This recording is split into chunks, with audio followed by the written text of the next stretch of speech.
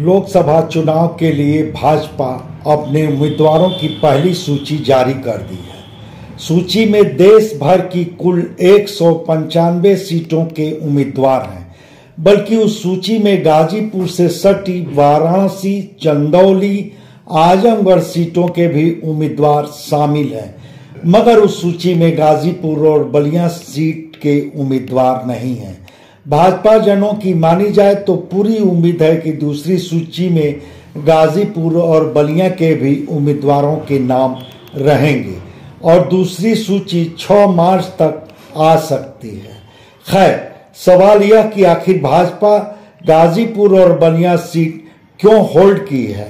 भाजपा की चुनावी रणनीति पर बारीक नजर रखने वालों की मानी जाए तो पूर्वांचल में चुनाव के लिहाज से भाजपा को अपना जातीय समीकरण बैठाना है।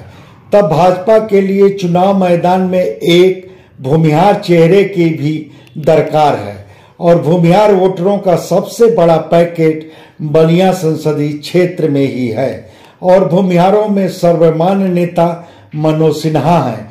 इधर गाजीपुर संसदीय क्षेत्र में मनोज सिन्हा की अपनी खुद की लोकप्रियता है, मगर मनोज सिन्हा मौजूदा वक्त में जम्मू कश्मीर के लेफ्टिनेंट गवर्नर हैं। उस दशा में चुनाव मैदान में उनकी उपलब्धता संभव नहीं।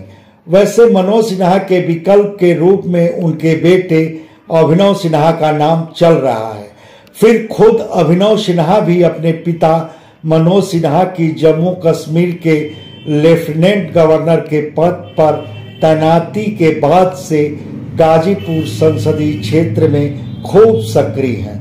भाजपा के लिए जी तोड़ मेहनत कर रहे हैं, पसीना बहा रहे हैं और जब से चुनाव के लिए मनोज सिन्हा के विकल्प के रूप में अभिनव सिन्हा का नाम चलना शुरू हुआ है, तब से अभिनव सिन्हा के पोस्टर, होर्डिंग, बैनर भी गाजीपुर संसदीय क्षेत्र में दिखने लगे हैं। भाजपा जन भी अभिनव सिन्हा को लेकर उत्साहित हैं, बल्कि वह अभिनव सिन्हा में उनके पिता मनोज सिन्हा की छवि देख रहे हैं। अब अभिनव सिन्हा के बातचीत के तौर तरीके और उनके भाषण के अंदाज, फिर बड़ों के प्रति सम्मान और छोटों के लिए अभिनव सिन्हा में आदर के भाव भी भाजपा जनों को खूब आकर्षित कर रहे हैं। मगर भाजपा जनों के मन में एक सवाल उठ रहा है कि क्या पार्टी अपने मानक के विपरीत जाकर अभिनव सिन्हा को टिकट देगी। मानक वही, राजनीति में वंशवाद की पूरी तरह अनदेखी। बावजूद भाजपा का एक बड़ा खेमा यह भी मान रहा है कि अभिनव सिन्हा को बलिया सीट से टिकट मिल सकता है। इस मसले पर भाजपा का शीर्ष नेतृत्व क्या फैसला लेगा, यह तो मौके पर ही पता चलेगा। मगर यह जरूर है कि फिलहाल भाजपा भदोही सीट भी होल्ड मोड में रखी है।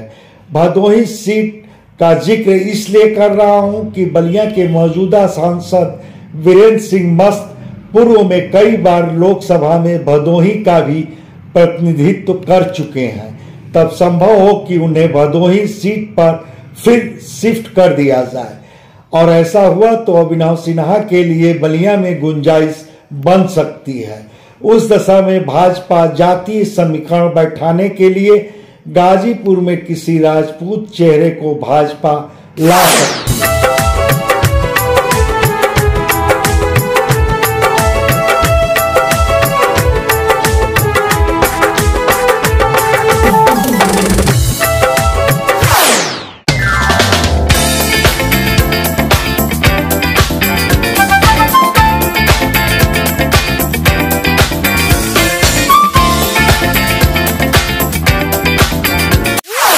यह सवाल दीगर कि वह राजपूत चेहरा कौन होगा।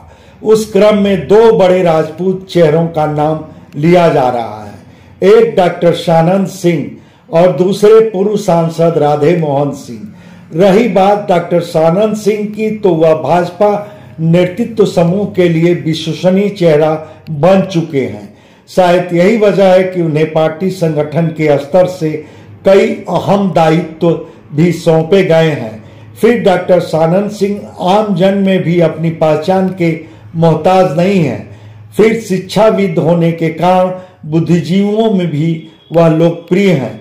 और जहां तक बात रही पूर्व सांसद राधे मोहन सिंह की, तो वह भाजपा के सदस्य तक नहीं है, मगर गाजीपुर के लिए संभावित उम्मीदवार के रूप में राधे मोहन सिंह की चर्चा करने वाले अंबेडकर नगर सीट का हवाला दे रहे हैं, जहां बसपा छोड़कर आने वाले मौजूदा सांसद रितेश पांडे को भाजपा टिकट दे दी है। राधे मोहन सिंह गाजीपुर संसदीय क्षेत्र में राजपूत बिरादरी के बड़े चेहरों में शुमार हैं और गाजीपुर के मौजूदा सांसद अफजाल अंसारी को हराने का रिकॉर्ड भी राधे मोहन सिंह के ही नाम है। 2009 के चुनाव में राधे मोहन सिंह सपा के टिकट पर लड़े थे और जीते थे। तब अफजाल अंसारी बसपा के उम्मीदवार थे और इस बार अफजाल अंसारी सपा से मुकाबिल होंगे, जबकि राधे मोहन सिंह सपा छोड़ चुके हैं। वैसे गाजीपुर सीट पर भाजपा से राधे मोहन सिंह की उम्मीदवारी की संभावना जताने वाले उनकी मुख्यमंत्री योगी आदित्यनाथ से अति निकटता को जोड़ रहे हैं। खैर, यह सारी बातें गाजीपुर सीट को लेकर भाजपा में लगाई जा रही अटकलें और जताई जा रही संभावनाओं की ही हिस्सा है, मगर यह तय है कि गाजीपुर और बलिया संसदीय सीट की उम्मीदवारी पर भाजपा का शीर्ष नेतृत्व मनोज सिन्हा से मशविरा जरूर करेगा। और खबर यह है कि 2 मार्च को केंद्रीय मंत्री अमित शाह अपने दिल्ली आवास पर मनोज सिन्हा से मंत्रणा कर चुके हैं। वैसे गाजीपुर के लिए भाजपा की उम्मीदवारी पर आप क्या कहेंगे, यह हमारे कमेंट बॉक्स में जरूर बताएं। धन्यवाद। आपसे आग्रह है कि हमारे चैनल को लाइक करें, शेयर करें, सब्सक्राइब करें और फेसबुक यूजर हैं तो हमारे पेज को फॉलो करना ना भूलें।